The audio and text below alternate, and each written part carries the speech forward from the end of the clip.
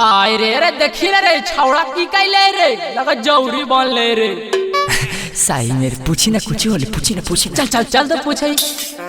अरे की होलो रे लगा जौरी लटकैले रे। अरे की कहियो रे भाई तोरा कहला बिना रहलो ना जाहाओ और ना कही तो दुखवा सहलो ना जाहाओ। हम तो गेलियो समाज तोरा माल छोड़ देल कहनी सही कहनी। अरे देखी रे तोरा बोले जतरे से आ गेलो ले पूछ चल चल आगे आगे सुन सुन सुन।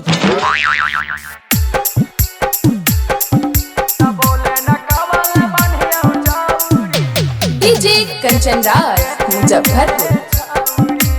मां शीतला रिकॉर्डिंग स्टूडियो बिहार शरीफ। सुतो ही भातार संग कहीं आई गौरी गे छौड़ी। सुतो ही भातार संग कहीं आई गौरी गे छौड़ी। आय हाय गे छौड़ी ता बोले न कवल बन्हियो जौरी गे छौड़ी। ता बोले न कवल बन्हियो जौरी गे छौड़ी। मिले लागी बहानी गया दौड़ी दौड़ी गे छौड़ी। मिले लागी बहानी मीना बाजार पौड़ी गे छौड़ी। खियाई है गे छौड़ी तब बोले न कवल बन्हियो जौरी गे छौड़ी। तब बोले न कवल बन्हियो जौरी गे छौड़ी।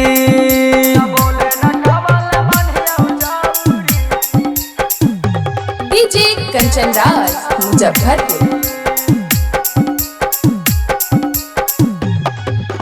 पहिला तू प्यार हानि हमर आशा कुल में। मिले लागी आबो हानि देहन चुमा फूल में। पहिला तू प्यार हानि हमर आशा कुल में। मिले लागी आबो हानि त देहन चुमा फूल में। तोहरे चलत अभिले हम पहनली ना है माउरी गे छौड़ी।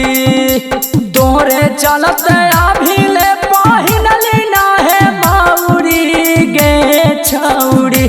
खियाई है गे छौड़ी तब बोले न कवल बन्हियो जौरी गे छौड़ी। तब बोले न कवल बन्हियो जौरी गे छौड़ी।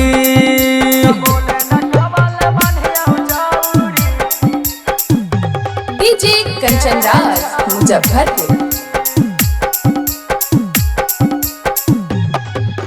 काजुआ भातार के तू गोदी में गलही झूल गे।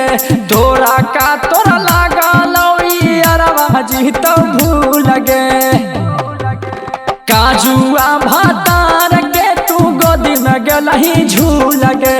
तोरा का तो लागा लौ चंदन महाजी तो भूल गे।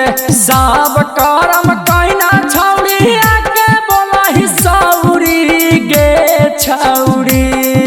सब करम कहना तू आके कहा सौरी गे छौड़ी।